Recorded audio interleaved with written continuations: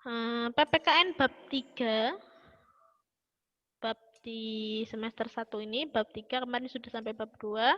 Bab 3 ini kita akan membahas tentang kedaulatan rakyat. Kedaulatan Negara Kesatuan Republik Indonesia.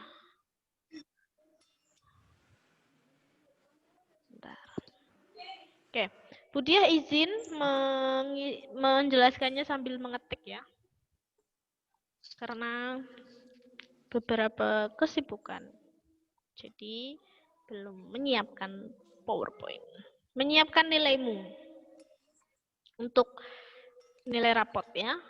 Nah, oh iya. Sebelumnya, bentar. Budiah lanjutkan. Jadi hari ini kita akan belajar tentang kedaulatan. Sebentar.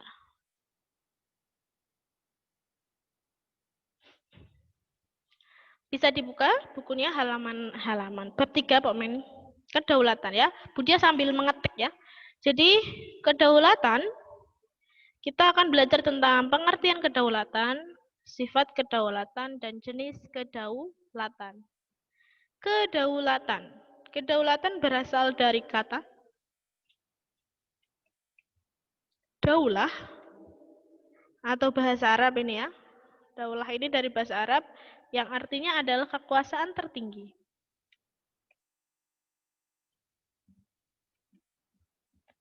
Jadi kedaulatan berasal dari bahasa Arab yang artinya adalah kekuasaan tertinggi. Kemudian secara pengertian lebih panjangnya adalah kedaulatan itu adalah kekuasaan tertinggi untuk menjalankan pemerintahan. Arti pengertiannya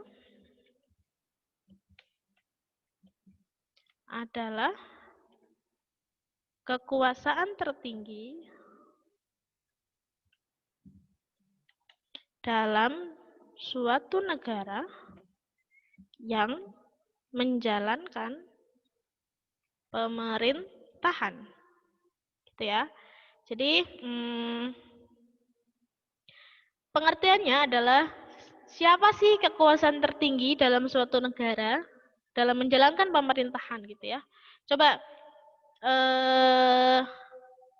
skala Indonesia menurutmu kedaulatannya siapa?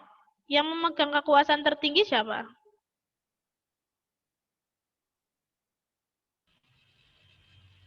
Siapa yang memegang kekuasaan tertinggi di Indonesia? Rakyat. Rakyat, oke.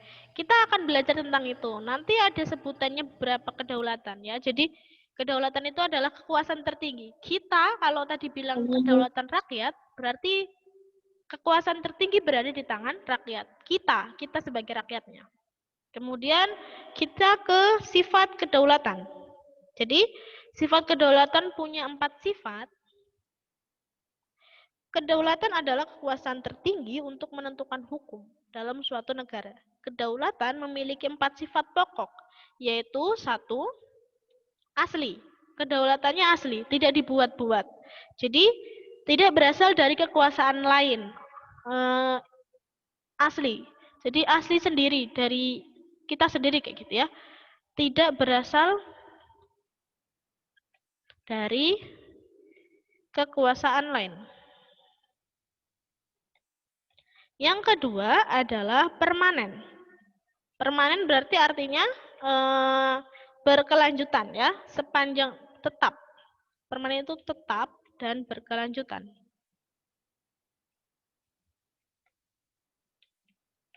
Terus habis ini tunggal. Tunggal itu artinya satu. Tidak boleh ada kedaulatan itu ya satu ya. Tidak ada double-double. Kekuasaan itu merupakan satu-satunya dalam negara.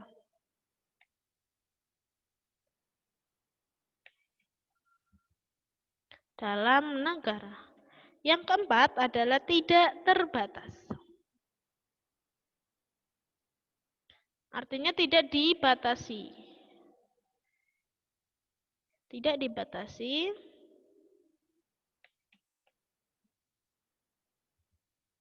oleh kekuasaan lain. Ini sifat kedaulatan. Jadi kekuasaan tertinggi itu ya harus asli, harus permanen atau tetap. Jadi ya itu saja, tidak usah berubah-ubah. Terus kemudian tunggal, satu-satunya dalam sebuah negara, tidak boleh ada kedaulatan lain. Yang keempat adalah tidak terbatas. Kalau Indonesia menjalankan Indonesia yang berkedaulatan rakyat dengan berdasarkan kepada, gitu ya. Jadi dalam pembukaan Undang-Undang Dasar, kamu kemarin sudah paham. Contohnya, Indonesia adalah negara dengan berkedaulatan rakyat yang berdasarkan kepada kepada ketuhanan yang Maha Esa, kemanusiaan yang adil dan beradab. Gitu. Jadi kita itu berkedaulatan rakyat yang dasarnya adalah Pancasila. Kita bisa lihat dari pembukaan Undang-Undang Dasar. Nah, sebelum membahas kedaulatan rakyat yang di Indonesia, kita akan membahas tentang jenis-jenisnya. Oh, sebelum jenis ada bentuk kedaulatan. Bentuk kedaulatan adalah kedaulatan dan kedaulatan keluar. Kedalam itu maksudnya apa? Yaitu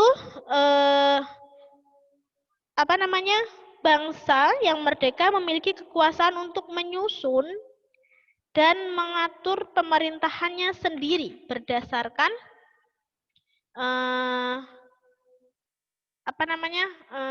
mengurus di dalam negeri, intinya gitu. Jadi mengurus urusan dalam negeri. Misalkan Indonesia yang ngurusin masyarakat, itu berarti kedaulatan ke dalam.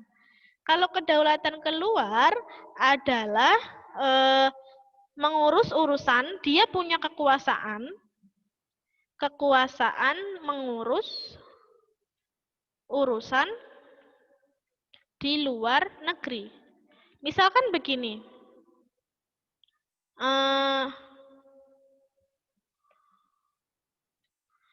misalkan di dalam negeri ya, ada bencana alam. Contoh adalah ada bencana alam di dalam negeri, berarti pemerintah itu melindungi warga yang terkena bencana. Berarti itu adalah kedaulatan ke dalam, karena di dalam negeri. Kalau yang kedaulatan keluar, contohnya adalah misalkan di mana? Misalkan kemarin di Beirut yang kena ledakan bom itu di mana kemarin? Yang gudang itu meledak. Misalkan ada TKI, tenaga kerja Indonesia di luar negeri yang terkena kasus kekerasan misalkan, atau kasus pelecehan misalkan atau kekerasan ya. Contohnya yang kemarin di kapal Cina, kalau tahu beritanya ya, warga Indonesia itu dieksploitasi tenaganya, tidak digaji, ditaruh di kapal Cina, ikut beliling buana, tapi tidak dikasih makan, dan setelah itu meninggal, mayatnya dibuang ke laut, tidak dibalikan ke Indonesia. Tahu ya, ada berita kayak gitu. Lah, kita itu punya kekuasaan untuk mengurusnya. Kita punya kekuasaan untuk mengurus TKI-nya. Itu berarti kedaulatan keluar. Paham ya? Jadi kedaulatan itu ada dua bentuknya, kedaulatan ke dalam dan kedaulatan ke luar. Kalau kedaulatan ke dalam, itu berarti mengurus urusan dalam negeri. Misalkan Budiah ada kasus di sini, terus dilindungi oleh pemerintah. Nah, pemerintah itu punya kedaulatan, punya wewenang untuk mengurus kasusnya Budiah. Atau di luar negeri, Budiah pas ke luar negeri di Jepang disiksa ternyata wis. Disiksa terus berarti pemerintah Indonesia itu punya kekuasaan untuk mengurus Budiah di Jepang. Jadi walaupun Buddha di Jepang, ikut aturannya negara Jepang, tapi pemerintah itu punya kekuasaan karena punya kedaulatan keluar. Gitu. Terus yang selanjutnya adalah teori kedaulatan. Sorry, kok jenis sih? Teori ya, teori. Teori kedaulatan. Ada yang mengatakan bahwa kekuasaan tertinggi itu berada di tangan Tuhan, yaitu teori kedaulatan Tuhan.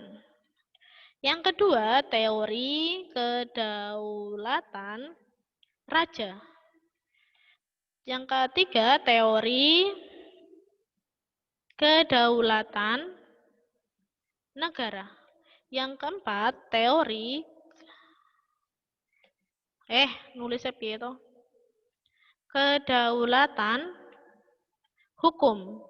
Yang kelima, yang dianut oleh Indonesia adalah teori kedaulatan rakyat.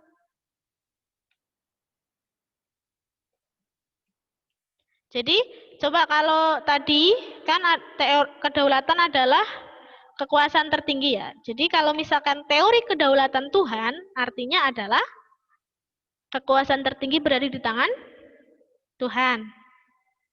Gitu ya. Yang kedua adalah teori kedaulatan raja. Berarti kekuasaan tertinggi berada di tangan raja. Yang ketiga, teori kedaulatan negara. Artinya adalah kekuasaan tertinggi berada di tangan negara. Nah, yang keempat adalah teori kedaulatan hukum.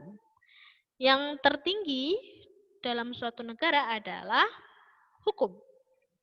Yang kelima adalah teori kedaulatan rakyat. Berarti rakyat itu memegang kedaulatan atau kekuasaan tertinggi. Nah, biasanya yang sering keluar saat PAS begitu adalah begini. Teorinya apa? Artinya, terus pencetusnya atau orang-orang yang mendukung ya. Nomor teori pendukung contoh negaranya. Oke, Budia bikinkan tabelnya. Contohnya nanti bikinnya begini ya. Nanti buat pembelajaran mandiri.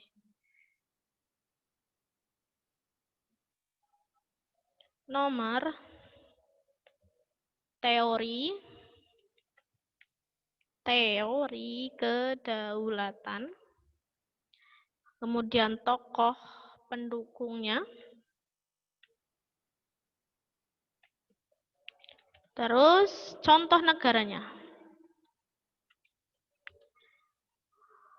Jadi, 1. Teori kedaulatan Tuhan. Budia isikan ininya, nanti kamu cari tokoh pendukungnya sama contoh negaranya ya, di buku ada, nanti diisi. Kedaulatan Tuhan itu artinya adalah negara dipimpin atau kekuasaan tertinggi berada di tangan Tuhan dengan pemimpinnya mengaku sebagai titisan Tuhan atau dewa. Misalkan Firaun ya, dulu Firaun itu mengaku dirinya sebagai Tuhan. Saya itu adalah Tuhan. Itu adalah contoh dari teori kedaulatan Tuhan. Paham ya? Yang kedua adalah kedaulatan raja. Berarti negara dipimpin atau kekuasaan tertinggi berada di tangan raja. Jadi yang paling tinggi yang mengatur pemerintah adalah raja. Raja itu berdaulat penuh. Tidak ada yang boleh melanggar raja. Kalau senang nonton film kerajaan, yang melanggar raja dibunuh. Misalkan menyakiti raja dibunuh. Apa yang menjadi perintah raja harus dipenuhi. Itu ya. Yang ketiga adalah kedaulatan negara. Jadi Kekuasaan tertinggi berada di tangan negara. Dalam hal ini adalah pemerintah. Pemerintah itu memegang kekuasaan penuh. Yang keempat adalah kedaulatan hukum. Berarti kekuasaan tertinggi berada di tangan hukum. Bentar. Nah, yang terakhir adalah kedaulatan rakyat ya. Kurang satu. Gitu. Sebentar. Ish.